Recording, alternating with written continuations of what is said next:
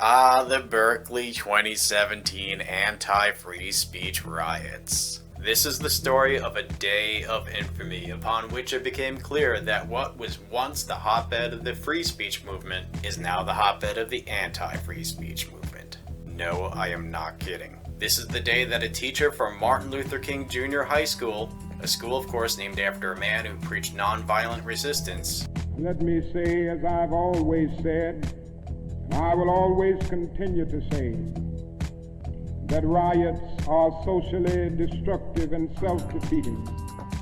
I'm still convinced that non-violence is the most potent weapon available to oppress people in their struggle for freedom and justice.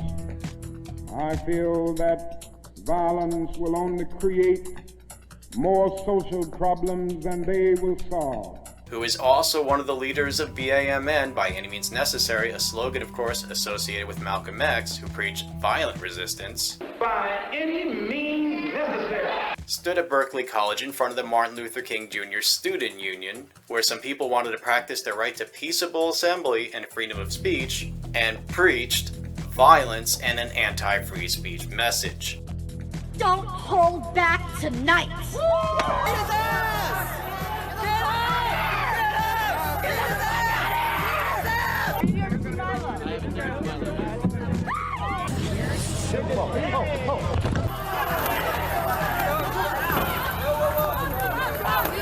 Threw rocks at me?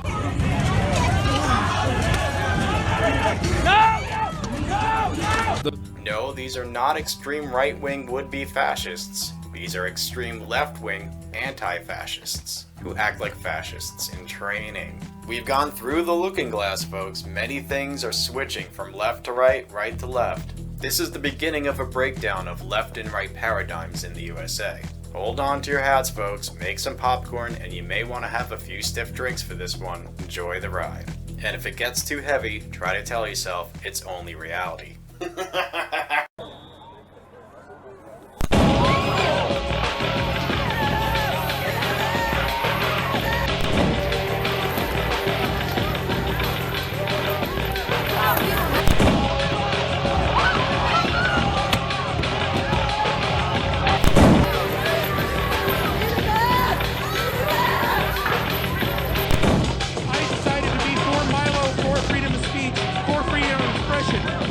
Milo talk in this place, and these fascists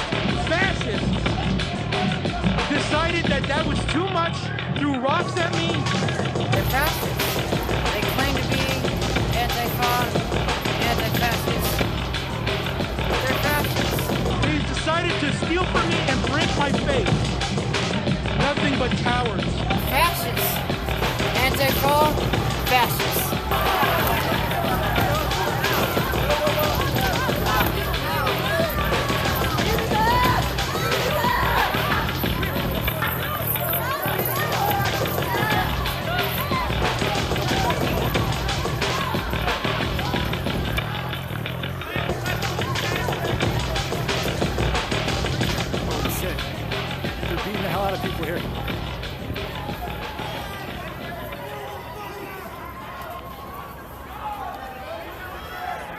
This guy just got beat. He just got beat.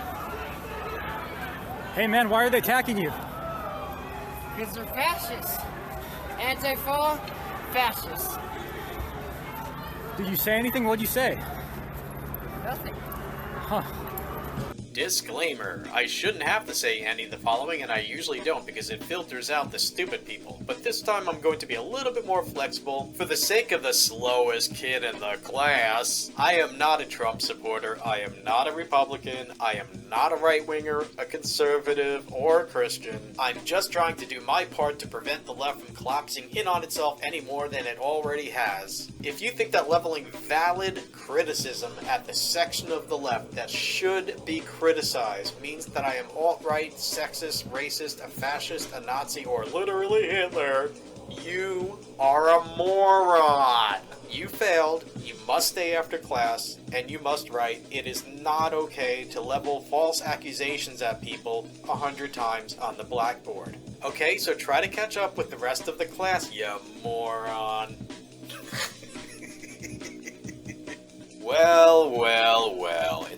that we've gone from anti-Trump mobs attacking men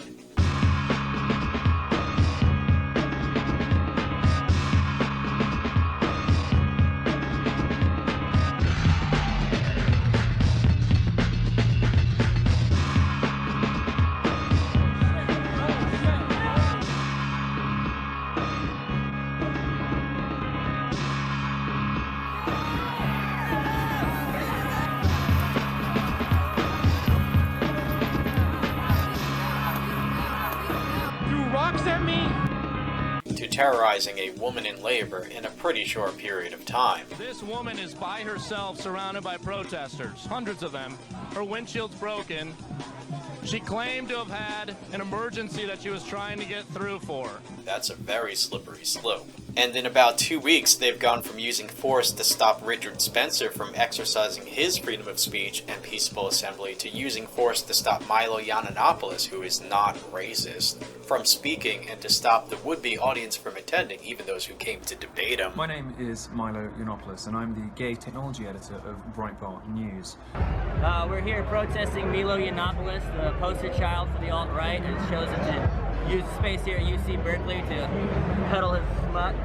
I was due this evening to speak at UC Berkeley about cultural appropriation. Peddle his racism. I am, of course, not the racist or the sexist or anything else that the posters that they put up claim that I am. White nationalism. They do that in order to legitimize their own violence against you. The guise of innocent free speech. But The progressive left, the social justice left, the feminist Black Lives Matter, Antifa left, the hard left. we've chosen as a collective group, as students, as locals. They simply will not allow any speaker on campus, even somebody as silly and harmless and gay as me, to have their voice heard. They won't allow students to listen to differing points of view. They're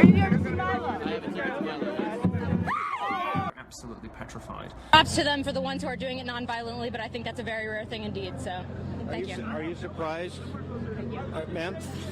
People with arguments and fact and reason that don't conform to the crazy social justice left vision of the universe. People have chosen to stand here and say no safe space for fascists. So that's what's going on. People are shutting it down. I was evacuated by my security detail and by the police tonight from UC Berkeley.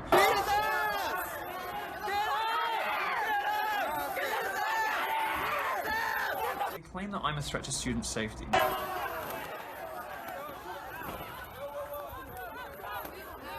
They just have to shut it down at all costs. As America of all places now is a scene of political violence in response to ideas. Unless it is stated otherwise, every video clip that you'll see in this video is from February 1st, 2017 at the University of California, Berkeley, once the hotbed of the free speech movement. A group of people that seems to include Berkeley students and Antifa members came with a specifically anti-freedom of speech agenda and successfully used the threat of force to prevent some people from exercising their right to peaceably assemble and practice freedom of speech. In so doing, they stopped the speech of both sides of the debate, because there are always people who come to debate the speaker. If you side with those who riot, who attack children, yes, they attack children, look at your screen. Protesters sprayed 5 Trump supporters, including an 8 and 11-year-old girl outside Anaheim City Hall. Older people,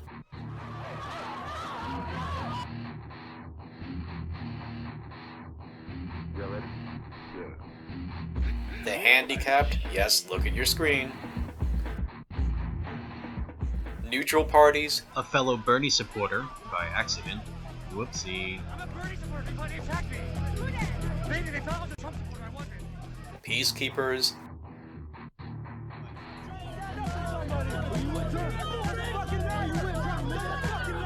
This lone female Trump supporter tried to stand her ground. Her glasses ripped off and shoved in her face. if you side with those who literally yell, kill him, kill him, kill him, while chasing somebody and attacking them, Another young man was chased down like prey.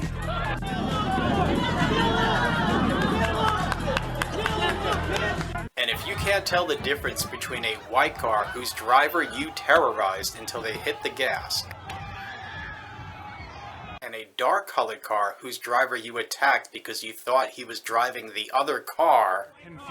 People are confusing this car with the one that had a man.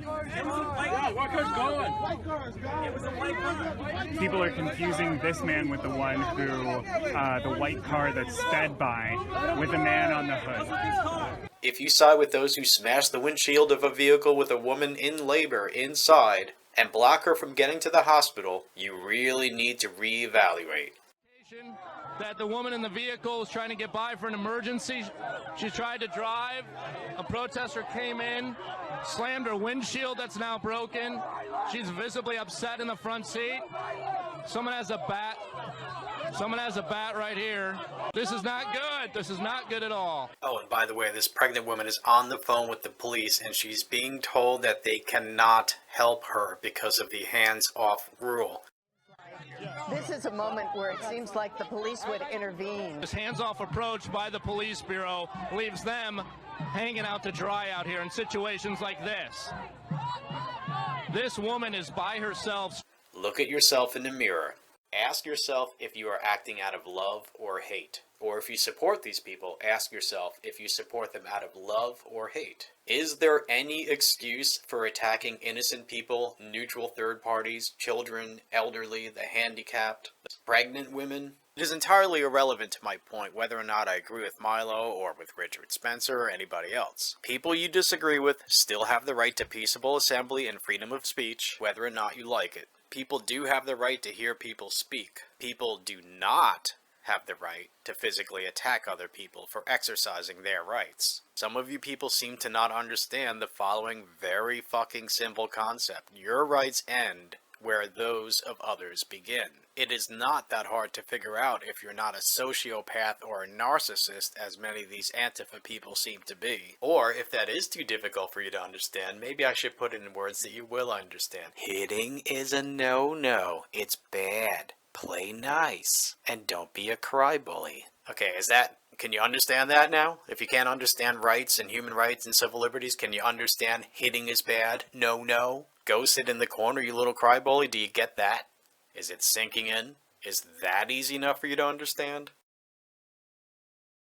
But my main point for this video is this fact. We should all take note of this. They have gone in about 2 weeks from attacking somebody who I guess is really racist to attacking Milo, who is not.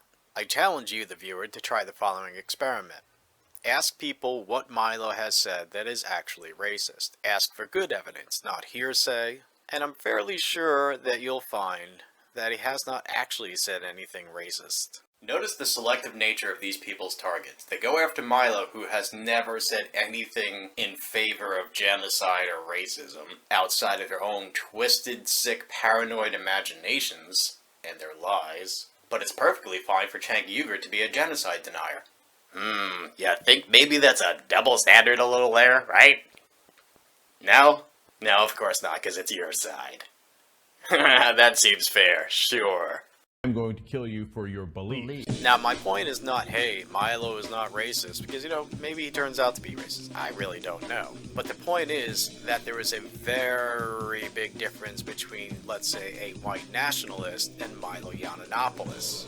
A very big difference. And the fact that Antifa does not make this distinction should throw up a lot of red flags. And if you're still not getting it at this point, if you're still thinking, well, Milo is sexist and transphobic and racist and this and that and the other thing, so, fuck civil liberties, then let me point out that Antifa actually doesn't make the distinction between somebody like Richard Spencer and a pregnant woman who needs to get to the hospital. Now, of course, some of you people are going, not all.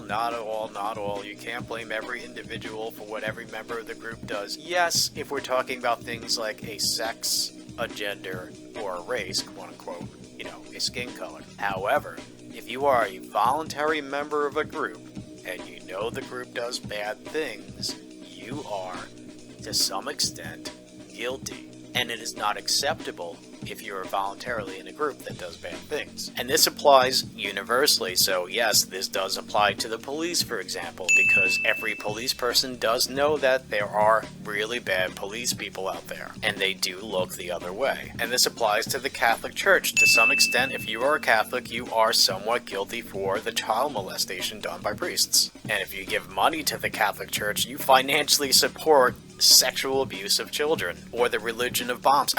Peace. Sorry. It was politically incorrect. And if you're an Antifa member, you do, in fact, voluntarily belong to a group and therefore support attacking innocent people. And that makes you guilty. There is no excuse for being in Antifa or supporting it. These people are sociopathic injustice warriors.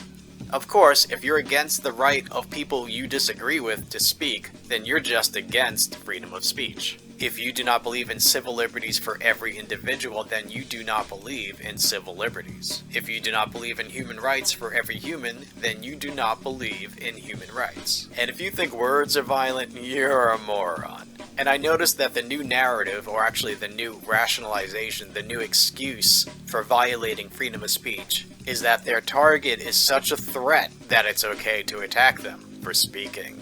That's not how it works. Unless a person is actually saying something, like, there's one, lynch him, or kill that person right there, or if somebody's yelling fire in a crowded theater when there is no fire. In other words, unless somebody's speech is an immediate threat or an incitement of violence, they are exercising what is their right to say. They are exercising their civil liberties. And you people do not get to redefine what is protected speech and what is not protected speech.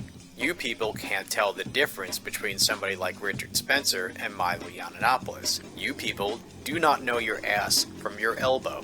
Therefore, you people do not get to make that decision. Hey, if I want to go listen to Milo Yiannopoulos talk, and if I want to debate against his ideas with my own ideas, that's my damn business, not yours. And this is coming from Berkeley's college students, professors, high school teachers, and no doubt others. Let this sink in, folks. This is Berkeley, California. Once the hotbed of the civil rights movement, of the free speech movement, is now the hotbed of the anti-free speech movement. If that does not shock and appall you, if that doesn't make you nauseous, you might want to reevaluate things. Now think about this, folks. In my video miniseries, Regressive Left Terrorists versus Civil Rights, the Sacramento Riot, in part 4, you could see Yvette Falarca.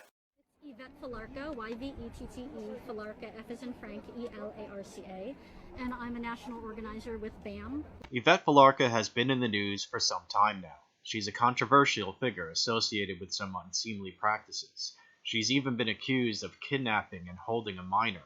As we've seen, BAMN is focused on recruiting children for their cause, and in these videos you can see adolescents fighting. Yvette Falarca is a high school teacher, and Yvette Falarca is a high-ranking member of BAMN. Which stands for By Any Means Necessary. By any means necessary. Our whole name is the Coalition to Defend Affirmative Action, Integration, and Immigrant Rights, and fight for equality by any means necessary. Watch this video. Watch how proud and unafraid she is to say on television what they are and what they do. Nationally, BAM is building and leading a movement that's committed to building militant, integrated, direct action. Our method is to build a mass, militant, integrated, anti-racist and immigrant rights movement, and to do that and getting as many people as possible to take militant mass direct action. Boy, she sure does love to say mass, militant, and direct action, doesn't she? Now, I've been in a lot of marches and protests for good causes, and I can tell you that direct action, well, that means going beyond protest and civil disobedience to things like damage and violence. Here they are at the Martin Luther King Jr. Student Union building, Dr. Martin Luther King Jr., a man who of course preached non-violent resistance. Here they are being violent.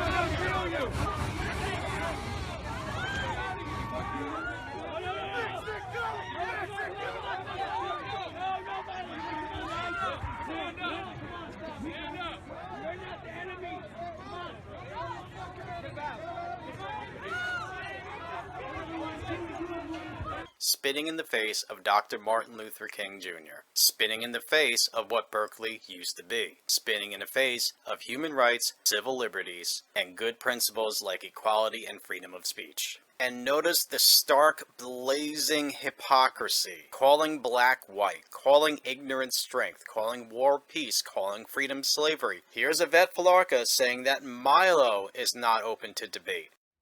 This is not about free speech. These are not people who are interested in any genuine debate. These are people who came to shut down a debate, not to have one. Think about this, folks. Think about how utterly stupid and backwards these people are. Here they are, shutting down a debate and saying that the people who they're shutting down are not open to debate.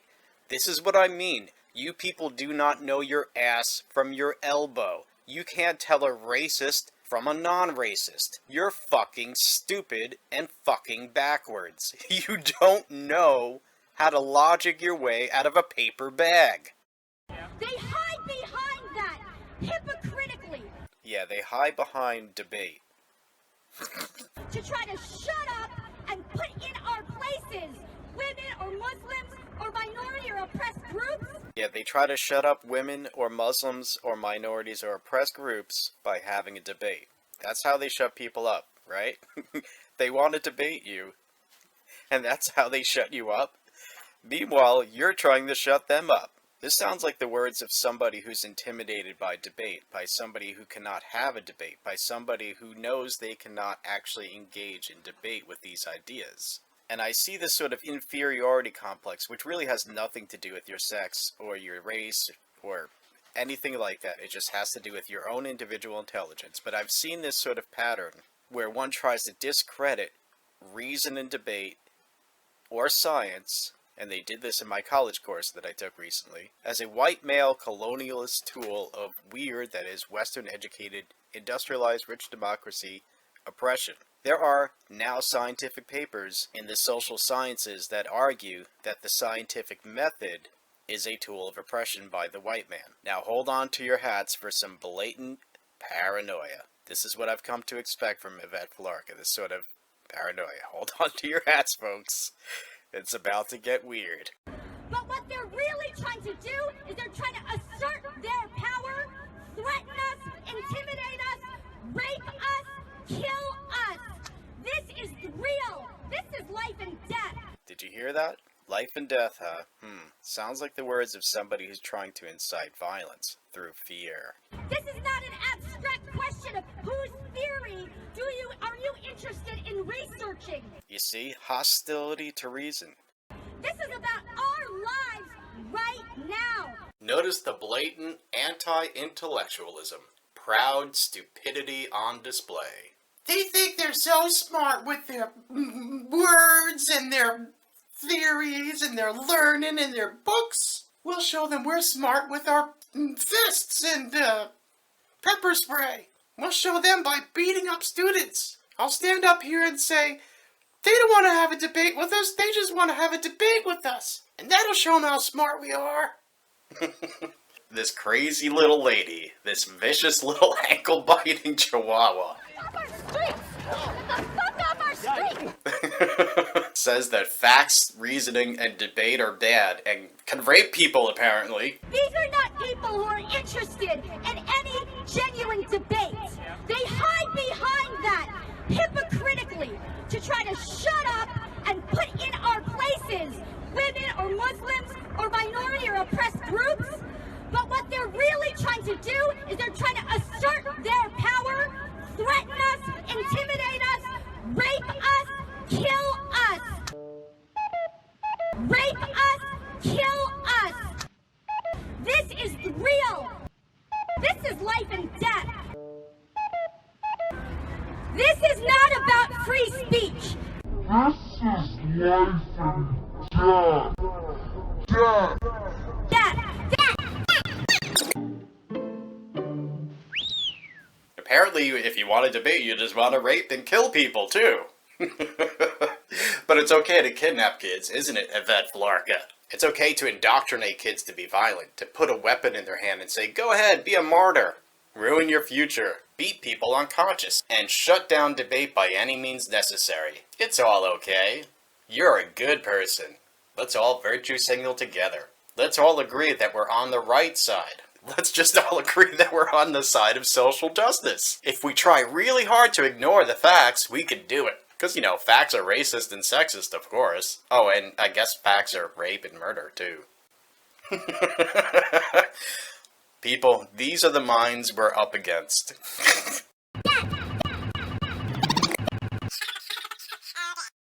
I don't want to go too deeply into Vet Falarka's words at Berkeley this day, and it's a lot weirder than it seems on the surface if you don't know certain things behind the scenes. So please see my future video on this where I deconstruct it. It's going to be a weird, bumpy ride, but we have to move on now.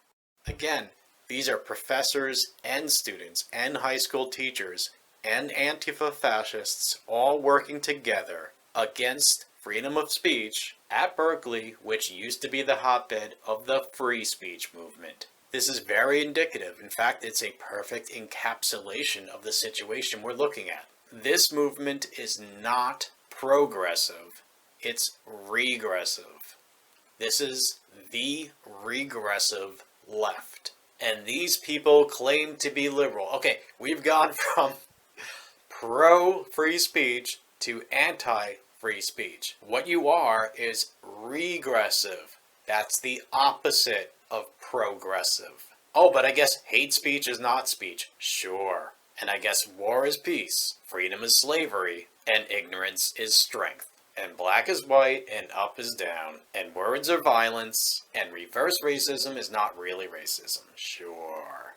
And do you think these teachers are not indoctrinating students? What in the world has this come to, where you have this environment where these people feel free to do these things, and they are free to do these things? Notice the lack of police presence here. These police did not so much as slap a person on the wrist as far as I can see in any of these videos. Now think about this. Do you realize what this means? And the same thing happened in Sacramento. The same situation. A violent mob was allowed by the police to violate civil liberties. In other words, this is state-supported. These people are the authoritarian left. And they do have the support of the state, or at least the state is complicit. Now, this may not hold true in every state, but it certainly seems to hold true at Berkeley and in Sacramento. Make no mistake, the police did almost nothing that night. They did nothing to protect the people that came there.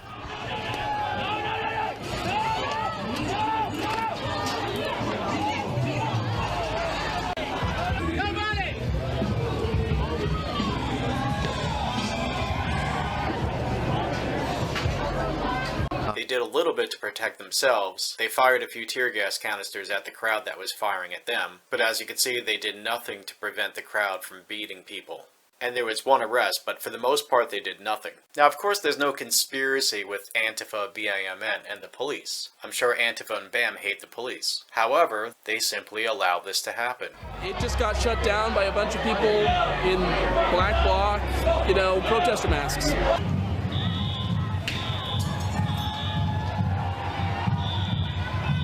And this goes at least all the way up to the mayor. Listen to his excuses for allowing a mob to violate people's civil liberties, allowing people to get beat. Could have incited a more violent reaction from this small group of people. We've seen that happen in other communities where they respond with violence, not only to the police, but to nonviolent protesters in the crowd. Unfortunately, I think this incident has given the conservative right the image they wanted. No, you think so? He almost gets it, but he doesn't actually get it. Remember in November in Portland, an angry mob terrorized a pregnant woman while the police did nothing. What if somebody had died? What if that pregnant woman in Portland had died? And we can expect a backlash from the public, and I won't be surprised if martial law is declared in places. These sociopathic injustice warriors are going to bring about martial law. Now, you see those police on the balcony? The following is a video from right behind them inside the Martin Luther King Jr. building where Milo is supposed to talk. This was the view from inside the building for Yiannopoulos supporter Cindy Kincaid Sheehan, pictured here with him earlier that night. In her video, you can see police in riot gear on the second floor balcony.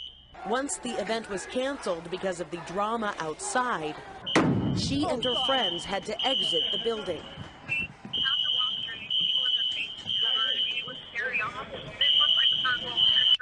In the sense that we were definitely targeted. Her rights being violated. Definitely. While the police did almost nothing. Definitely. I cannot completely confirm that this video is from Berkeley that night, but if it is, apparently this is what it took for the police to finally intervene hands-on. Who'd they get? There's a straight up fist fight. A straight up fist fight. It's on. It's on. Get out of here. God damn it. God damn it. They're throwing bricks now. Fuck. And they, motherfucker just maced me. God damn it.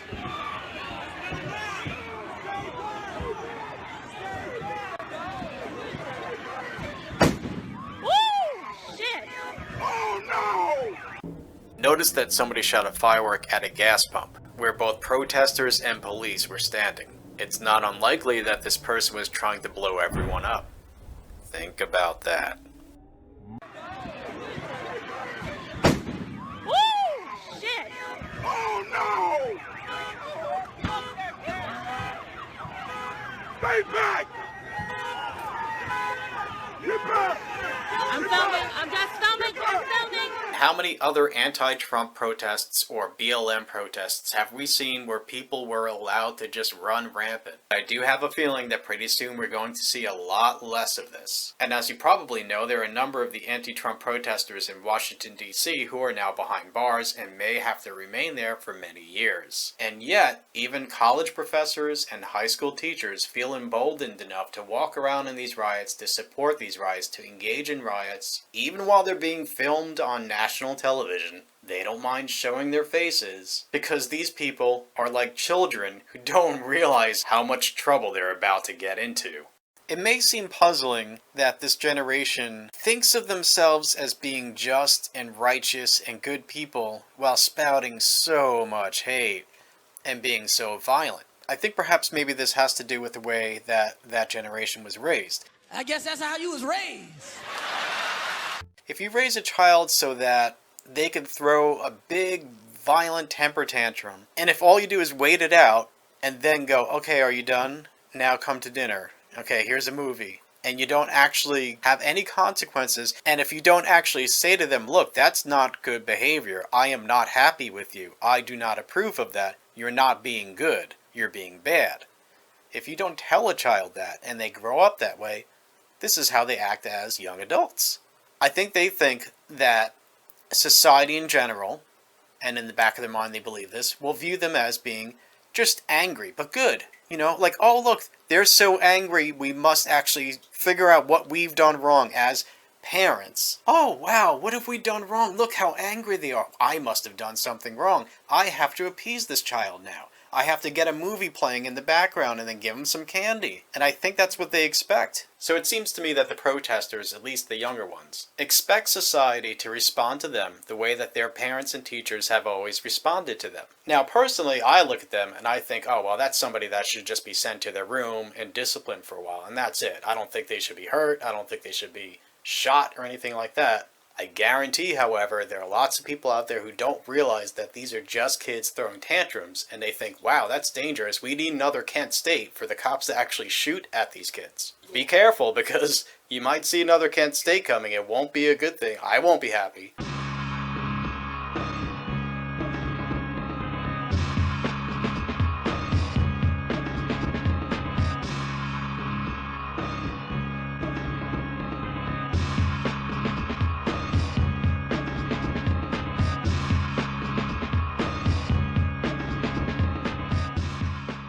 But I won't be surprised.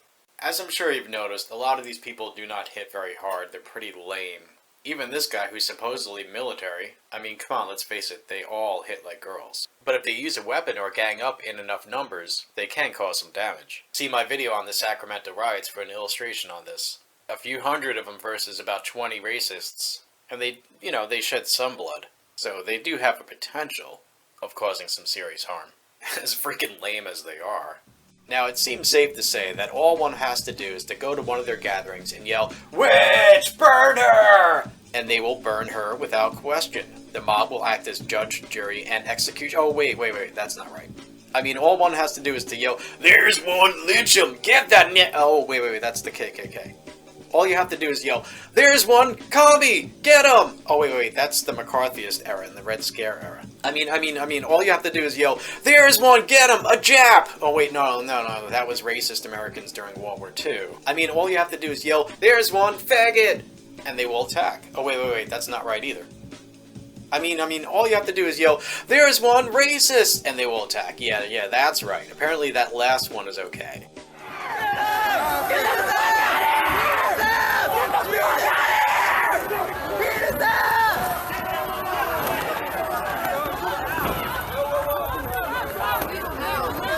If you were watching BuzzFeed's live video feed of this event, you may have seen the graffiti that said, "Liberals get the bullet too." Now, if you're not familiar with this stuff, you would think that would be a right-winger spraying such a thing. No.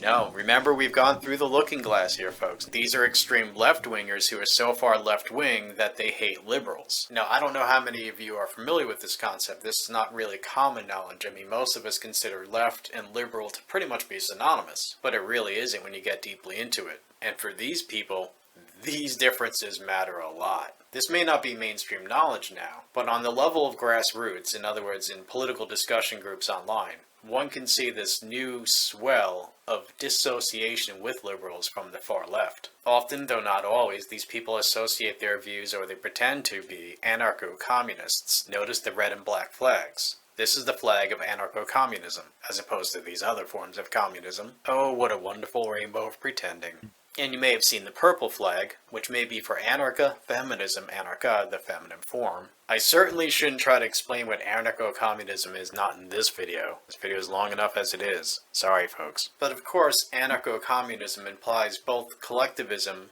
and a lack of government. But notice these red and black flags. You may have seen these in a recent Washington, D.C. riot videos too. And in my video on the 2016 Sacramento riots, you can see they have these flags there too. And you can see that they often use these flags as weapons.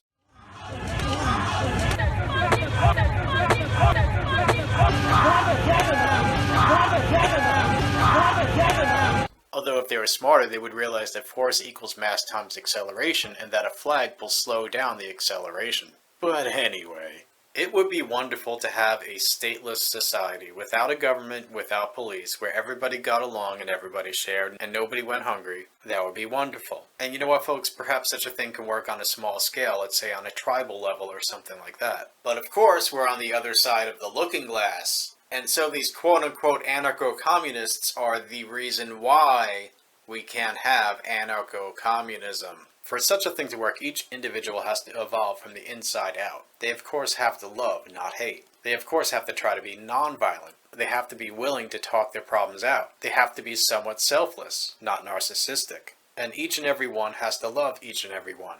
What these people are doing is demonstrating that they are not that sort of person. And so if we are to live in peace in a community without government or private property, which anarcho-communism is supposed to be, each and every individual has to love each and every other individual and extend goodwill, and be willing to cooperate and solve problems without violence.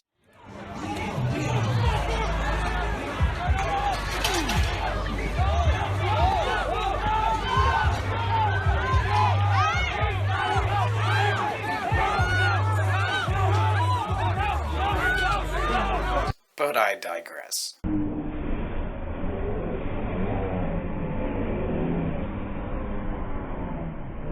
Okay, now just listen up, Antifa and other people like that. If you're really afraid of fascism in America, you know what you should do? You should avoid bringing it about. Yeah, if you don't want fascism in America, let me tell you what you should do to prevent it. You should go out there and riot and attack innocent people. Make sure that you scale it up so that it gets shown on national television. And if you do it enough, you'll make people in general demand a crackdown, demand new draconian laws. Oh, wait. Maybe that's actually not what you should do. Maybe you shouldn't scare mom and pop into demanding that the government take away even more rights so they can crack down on you people. Ya think? Yeah, Wait a minute, if we want martial law to not happen, we should go out and cause martial law to happen. If you don't want martial law, don't bring it about, okay? You got that? You morons. Hey, look at us, we're cosplaying. I mean, we're real revolutionaries, yay! Let's fight fascism by taking away freedom of speech. You people are such displays of blatant stupidity. And you just don't get it. Here's a hint. You're not very bright. You stupid fart hammers. Of course, not everyone protesting was violent, and I would imagine that BAMN and Antifa members represent a minority of the protesters. And of course, there's a difference between non-violent protesters and protesters who use and or threaten to use violence. Of course, everyone protesting freedom of speech is in the wrong for that reason. However, there are differences, and these differences do matter. But for a minute now, let's talk only about those who use or threaten to use violence to get people and or institutions to meet their demands. It is of course my own subjective opinion that most Antifa and BAMN members are relatively physically harmless. I could be wrong about that, of course. Who knows what they actually may be capable of. Let us not forget the domestic terrorists called the Weathermen, who did in fact use bombs in the 1960s and 70s.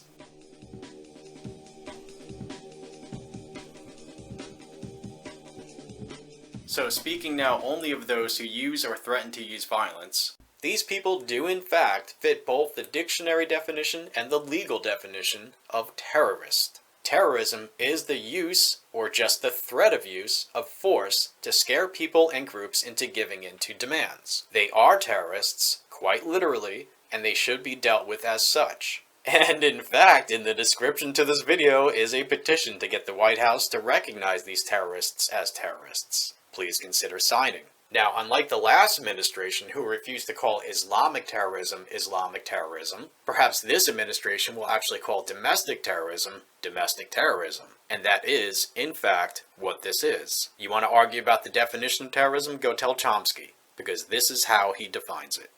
In the literal meaning, terror is what's described in U.S. Code of Laws. It's the threat or use of violence to intimidate, typically against civilians, to intimidate populations for political, ideological, and other ends. So Antifa, go fuck yourselves. BAMN, go fuck yourselves. BLM, go fuck yourselves. Supporting these groups, go fuck yourself. Now, perhaps, maybe, just maybe, we should form a sort of peacekeeping force. And by peacekeeping, I don't mean pacifist. I mean preventing Antifa and other anti-Trump mobs from attacking people or shutting down speaking engagements and debates. I'm talking about forming human walls to stop them from attacking their chosen victims, even if those victims are racist. I'm talking about acting on principle instead of out of partisanship.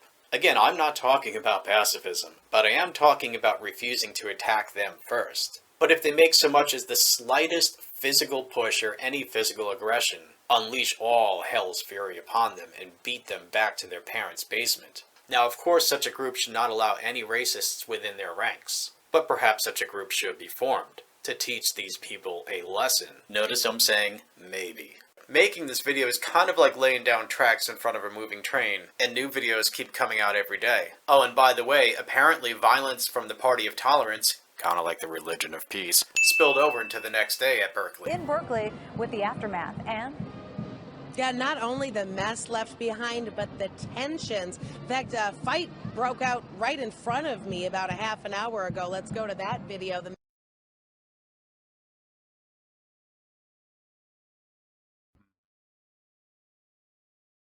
Man in the suit actually was wearing a Make America Great Again hat. That's the Trump hat. And a person stopped right in the middle of the intersection, got out of his vehicle, and started beating him up, basically ripping off the hat, and it turned into a big fight. But I have to finish this sometime, don't I?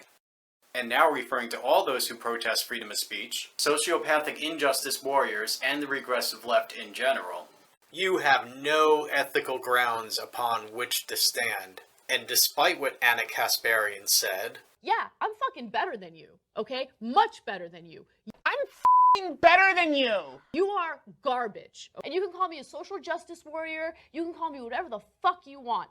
I'm better than you. You do not have the moral high ground.